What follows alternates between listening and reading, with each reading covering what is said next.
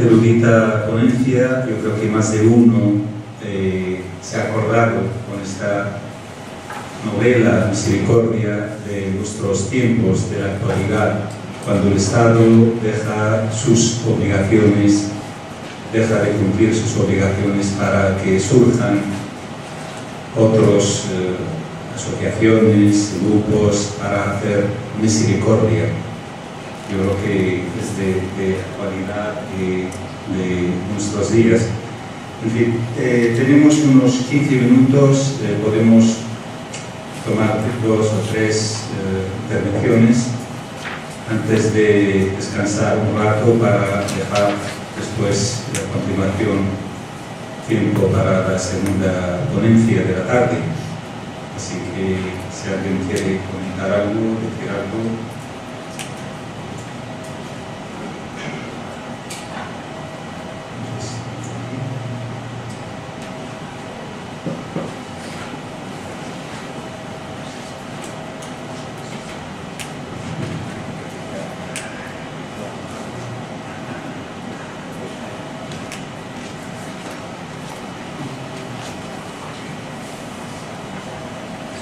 Como no hay nadie, ya me lanzo yo.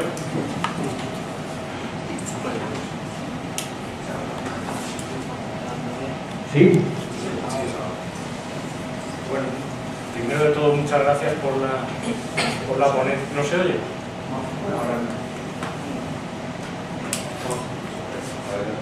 Ahora. Ahora. ¿Qué se va? Se va la voz. Bueno, da igual, no pasa nada. No. A capela, aunque no tengo mucha voz, pero muchas gracias por la ponencia, que a mí me ha gustado muchísimo el recorrido que has hecho no solo por Galdós, sino por otros literatos y otros filósofos también. A mí me ha gustado mucho que hablaras de Menéndez Pelayo, la historia de los heterodoxos españoles, que incluye a Galdós, que desde mi punto de vista es una perspectiva muy neopop, muy católica, aunque algunos eruditos han intentado ver al liberal que había Menéndez Pelayo. Pero me interesa otra cosa, me interesa mucho lo que, como la ponencia iba centrada en Misericordia de Galdós, me interesa mucho esa lectura, que yo también vi en su momento, aunque nunca me atrevía a sacarla a la luz, porque tampoco soy experto en nada de Galdós ni de la literatura, pero vi reflejado un planteamiento de una filósofa española, Victoria Camp, catalana, que en su momento hacía una crítica al nacionalcatolicismo, pero también a la forma de pensar española en general. Ella decía que en España habíamos tenido un problema desde el nacionalcatolicismo y que sigue vigente, que es que el ámbito de lo privado se ha convertido en público, es decir, una hipertrofia del ámbito de lo privado, extendiendo virtudes que deberían ser consideradas exclusivamente privadas y particulares al ámbito público.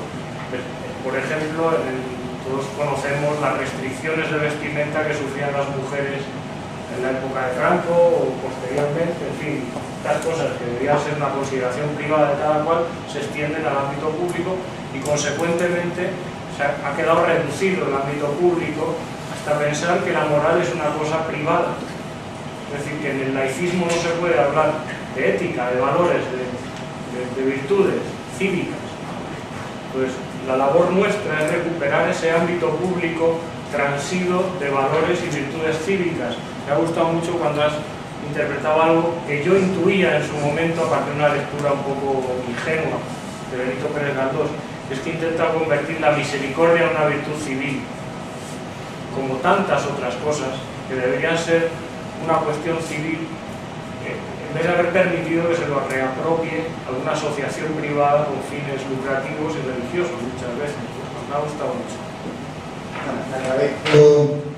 Te agradezco tu comentario. Es muy significativo que los 3 lectores que he presentado sean pertenecientes al mundo del exilio. Zambrano, que escribe sobre Misericordia en plena guerra civil, del año 38, en una revista magnífica fuera de España. pero la revista mexicana, perdón, la película mexicana fue financiada por Manuel Alcalá Aguirre. Las otras adaptaciones de Buñuel son también del periodo mexicano, por lo tanto del periodo del exilio. Y la adaptación de Alfredo Mañas es de 1971, que es cuando empieza, digamos, ahí surge el intento de buscar una alternativa a la moral católica y a la sociedad. Y se busca este ejemplo de esta novela de Galdós como acicate, ¿verdad?, para remover las conciencias. Es decir, que, por eso he terminado, es que hemos vendido la conciencia. Y quizás eso es lo que has querido decir. Y lo que se trata es de recuperar la conciencia.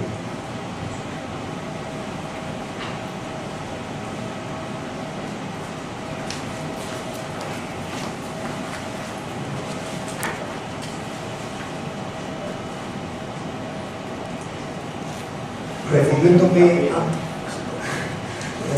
a Misericordia, hay tres ensoñaciones, y estoy utilizando el término ensoñación como lo hace Ernst Bloch en el principio Esperanza. Lo que uno se imagina desde la oscuridad del instante vivido. Esas tres ensoñaciones son, la primera la sufre o la experimenta Doña Paca, la tercera Almudena y la segunda, casi simultáneamente con la primera, la hace la propia Benina. Doña Paca se imagina que va a recibir una herencia en una de sus ensoñaciones. Almudena se imagina que va a encontrar a la compañera perfecta. Benina se imagina un personaje llamado Romualdo. Pero la diferencia con los planteamientos de Ernst Bloch es que los planteamientos de Ernst Bloch son utópicos. Él cree en la utopía. Aquí no hay utopía. Y no hay utopía porque Doña Paca, de hecho, recibe la herencia. Almudena, de hecho, encuentra a la compañera ideal que le estaba buscando. Y Benina se encuentra, de hecho, con la existencia de don Romualdo. Sí, la única cosa es que el Romualdo que surge es el administrador de la Casa de Misericordia, no el que ella había soñado. Pero hay una cosa interesante y una clave que, bueno, yo aquí no he tratado de hacer interpretación, vamos, de Galdós en el sentido, sino, digamos, la novela como base para lo que es el curso, ¿no?, de la reflexión entre política y religión. Habría la cuestión que podría hacernos pensar que Galdós, después de todo, es un hombre conservador, porque Doña Paca lo que hace es que se le aparece una herencia. Pero sin embargo, es que Doña Paca es heredera de aquella propuesta del 68. O sea, es la clase social que llevó a cabo el 68. Y de alguna manera la herencia vendría a ser la recuperación de aquellas esperanzas puestas en el 68, pero 30 años después. O sea, actualizadas, ¿no? Actualizadas. Quiere decir que por una parte, sin clase media no hay progreso social, esto yo creo que en Galdós es bastante claro, pero se trata de una clase media renovada, ya no es la que se formó en los años 60, que protagoniza el 68, sino insuflada con el espíritu de esta mendiga, que es representante de la clase popular y de lo genuino en el sentido del auténtico. Esta es la propuesta de Galdós, en el sentido radical. Estoy de acuerdo en que no es una utopía en el sentido de Bloch, está dentro de los parámetros del realismo español, en el sentido de que tiene un sentido de la historia en Galdós, y de hecho, como sabes, en los últimos episodios la protagonista es Clio, es siempre la historia, como lo es en El Caballero Encantado y lo es en las últimas novelas, ¿no? Y de hecho termina también con una obra de teatro que es sobre un momento originario de la historia de España. Es decir, ¿qué hubiera pasado si hubiera gobernado Juana de Castilla, que era una princesa de formación erasmista, ¿no? Y termina por ahí. O sea que el sentido de la historia siempre marca que no hay saltos, que no hay saltos. Y eso yo creo que tiene que ver un poco con lo que plantea. Sí. ¿Se me oye? Sí. No, lo que estaba intentando decir es que los planteamientos básicos del blog, es decir, lo que uno se imagina desde la oscuridad del instante vivido, están en Misericordia. Lo que no está es la utopía, como usted muy bien ha dicho. Pero para acabar, quiero indicar algo más. Con vistas a futuros estudios que se pudieran hacer sobre Misericordia, me atrevería a insinuar una comparación intertextual entre la relación, por un lado, de Benina con Almudena ciego, un personaje que no era ciego, pero que se convierte en ciego, con lo que acaece en la trayectoria narrativa de Marianela. Marianela es un personaje femenino que ayuda a un ciego de nacimiento llamado Don Pablo. Don Pablo adquiere la vista y se olvida totalmente de Marianela, que acaba muriendo. Quizá la muerte de Marianela pudiera ser interpretada como un suicidio. Entonces son dos planteamientos totalmente distintos. Don Pablo, cuando está ciego, cree que la realidad que le trae los sentidos es una realidad engañosa e incluso falsa. Por tanto, se coloca en la tradición filosófica de Platón y hasta cierto punto también de Descartes. Mientras que Almudena es lo contrario. Almudena se imagina algo y esa imaginación relacionada con los sentidos es lo que se va a convertir en la realidad. Esto, claro, no es una clase de literatura, era más bien una lectura de una novela para reflexionar sobre el tema del curso, pero voy a decir solamente dos cosas. Una, Misericordia no hubiera podido ser escrita sin el canon estético de Marianela. Al final de Marianela señala: una vez conocida la realidad se escribió este libro. Porque quienes primero habían estado allí habían sido los periodistas y habían descrito la vida de esta Lazarillo, de Pablo, pero no habían contado la verdad. Esto es importante, porque la verdad no está en la apariencia, la verdad del ser humano está en lo profundo. Y esa verdad es la que reclama Galdós para el novelista, el descubrimiento de la verdad. Esa es la primera cosa. La segunda, efectivamente, responderé con Pessoa y un lema que está pintado en la plaza de Saldaña, en Lisboa: los ojos del alma saben más, no ven más, saben más que nuestros propios ojos, o que nuestros propios ojos ven. Esa es la expresión de Pessoa. Los ojos del alma saben más que nuestros propios ojos ven. Y eso yo creo que es la conclusión, ¿verdad? Y la apuesta, por eso digo, a la pregunta de César al comienzo, la propuesta de Galdós es desatar las conciencias, es recuperar la conciencia, porque ahí, eso es lo que está en Galdós, autor del 19, que no está tan claro ya en autores del 20, que son más positivistas, ¿no? Porque aquí nunca hay la renuncia al sentido, nunca hay la renuncia al sentido en la estética del 19. Mientras que en la filosofía del 20 ya la cosa es más problemática.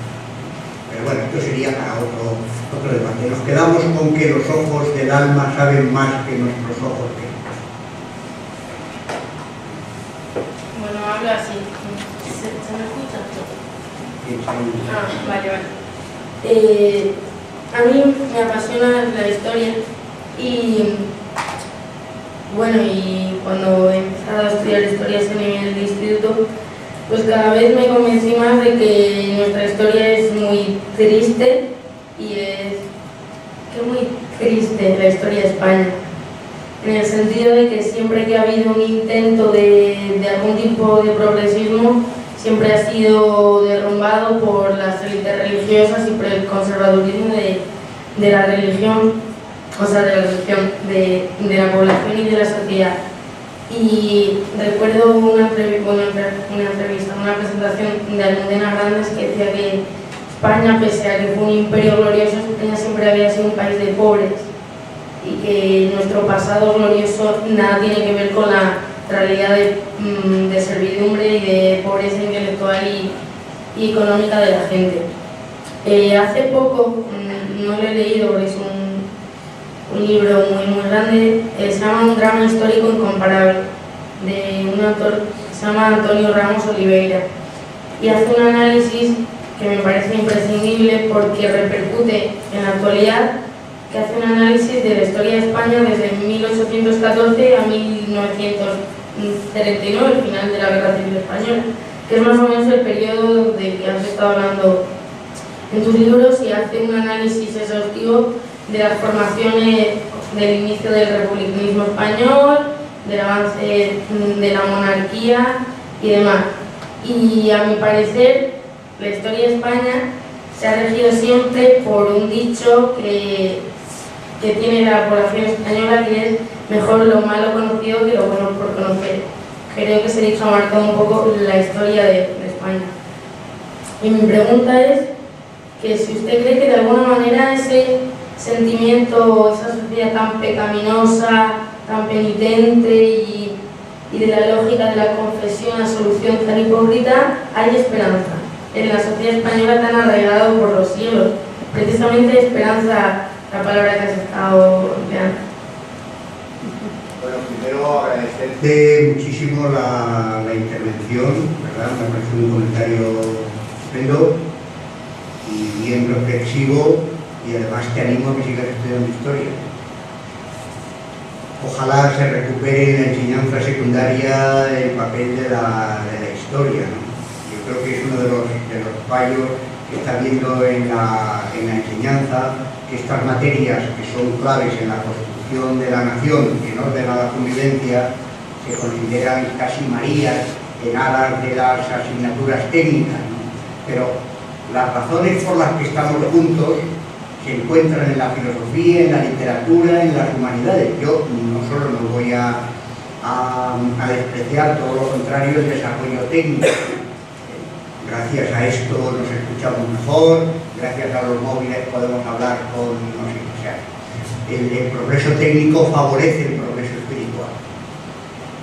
Lo favorece, sí, no, o sea, pero las razones de la convivencia están en los discursos de la literatura, de la filosofía y de las humanidades. O sea, por lo tanto, no hay saberes más útiles que las humanidades. Porque ahí no están las razones de por qué estamos juntos. Es verdad que Madrid necesita un sistema sanitario, un sistema de transporte, pero ¿por qué existe Madrid? ¿Por qué vive gente aquí? ¿Cómo se construye una ciudad? Eso tiene que ver con un discurso simbólico y no solamente con un discurso que tiene que ver con cuestiones materiales, siendo importantísimas cosas. Esa es la primera cosa. O sea, que ojalá se recupere para la enseñanza el valor que nunca se debería haber perdido de las humanidades y que las ubiquemos bien. Esa es la primera. La segunda, bueno, decía José María Jover, que los españoles tenemos una cierta dificultad de aproximarnos a nuestra historia porque tenemos un problema de reconciliación con la misma, ¿no? Y algo de eso hay, pero yo creo que el discurso de 40 años no nos puede confundir con que esa sea toda la historia de España, ni mucho menos. E incluso parte de los intelectuales de la transición tuvieron este problema, que confundieron la historia de España con la historia de España, porque era la que ellos habían vivido. Alguna vez lo suelo decir de una manera un poco en tono de broma, si me hubieran dicho antes de que yo lo descubriera que la copla era anterior a Franco y que además era más bien de izquierdas que de derechas, me hubieran hecho ganar 40 años de la vida. Y sin embargo, se identificó España con la España de la pandereta. Cuando vi a Lolita interpretar el monólogo de la Plaza del Diamante de Merced Rodoreda, digo, aquí estamos hablando de cosas serias, porque a mí me habían vendido que Rosario y su madre, que por cierto recitaba magníficamente, formaban parte de la España de la Castañuela. O sea, quiere decir que este tipo de interpretación de una generación que quedó, como cuando uno sufre una especie de fogonazo que queda ciego y no puede ver el fondo, lo trágico de la guerra civil y de una dictadura larga fue que nos hizo perder el fondo. Y toda esta tradición de la que hemos estado hablando aquí ha sido casi desconocida durante buena parte de los primeros años de la transición, y sin embargo lo hubiéramos necesitado, ¿no? Ahora ya se habla de las maestras de la República, se habla de toda esta tradición, se habla... Pero todo esto fue prácticamente ignorado. No digo que tuvieran la culpa o la responsabilidad, pero de hecho se produjo así. Y de hecho más bien se fue a Europa porque se creía que aquí no había nada. Aquello fue un error enorme. Y eso ha llevado a esta especie de maniqueísmo de que hemos sido un país que ha tenido una historia peor que los alemanes. ¿Qué historia han tenido los alemanes en el siglo XX? Italia. ¿No? Podemos ir dando un repaso. ¿No? O sea que... Y sin embargo, aun en las épocas en que hemos tenido problemas, siempre ha habido minorías que han estado en lo que se conoce como la vanguardia del pensamiento y que han ofrecido siempre una salida. Y no es casual que quien hable de esperanza es justamente una exiliada como María Fantasma, ¿no? Y sin embargo, desde dentro somos a veces los que sufrimos la desesperanza. Es verdad que hubiéramos necesitado haber incorporado toda esta tradición del exilio allá por los años 80. Digo que la generación de Felipe González hizo mucho desde el punto de vista material, nuestros órdenes, pero en este punto, y acaba de entrar Pérez Tapia, lo que he visto, él puede ratificar, ojalá esa generación que todavía tenía memoria con esta generación anterior a la guerra, pudo haber hecho más y no lo hizo. Nunca es tarde, tenemos la obligación, pero claro, ahora ya no hablamos de los abuelos, ahora hablamos de los tatarabuelos, y eso cuesta un poquito más, ¿verdad? Pero yo creo que en esta generación, como en otras de otros, en lo que he dicho antes del Renacimiento es verdad, prácticamente, ¿cómo hemos leído a nuestros clásicos de la Escuela de Salamanca, que fueron grandes defensores de los derechos de los indígenas, que no tuvieron nada que ver con la España imperial, etc.? Yo estudié en Salamanca, y a mí nadie me enseñó la Escuela de Salamanca, resulta que me la tienen que descubrir casi de México, o el compañero de Lisboa, alguno. Los místicos, los hemos leído fatal, pero es casi imposible. Y no diré nada de Luis Vives, y no diré nada de los médicos humanistas, y no diré nada cómo se ha leído a Cervantes. O sea, es que hay una labor de recuperación muy importante, no para darle la vuelta a la tortilla y volver todo blanco, no se trata de eso, pero se trata también de equilibrar lo que ha sido de la historia de España. Esta idea de que España no ha tenido modernidad, que hemos sido un país de salvajes, ¿verdad?, que no ha desarrollado estos tópicos en los últimos años, gracias a la investigación, se están corrigiendo. Ahora, estas investigaciones después hay que incorporarlas a la enseñanza, porque si seguimos enseñando la historia de España como se enseñaba hace no sé cuánto, no nos van a nada. O sea que ahí hay un juego de equilibrio importante. Galdós fue, bueno, digo que he puesto aquí la pastoral de Pintain, ¿verdad? No es sobre Galdós, pero está escrita en el momento en que se creó la Casa Museo Pérez Galdós, y Galdós fue, si se leen los textos del padre ladrón de Guevara o de Otaviola, era una especie de ser monstruoso, volteriano. La palabra volteriano en España ha sido tremenda, ¿no? Y sin embargo, cuando uno lee a Galdós, se encuentra pues algo parecido a lo que he tratado de mostrar aquí, pero con mucha más riqueza, ¿no? Y uno, cuando lee estos autores, se reconcilia con compatriotas del pasado. Eso no es todo el pasado, pero es nuestro pasado también. ¿no? Esto es a lo que me refiero, ¿no? Y yo creo que el tener una aproximación real con la propia historia es absolutamente clave para la construcción de la nación. No tenerlo es lo que hace que muchos discursos políticos que no durarían 2 segundos tengan un recorrido enorme. Y por cierto, de manera disolvente y corrosiva. Pero, de verdad, muchas gracias, te agradezco muchísimo. Muchas gracias, José Luis, por la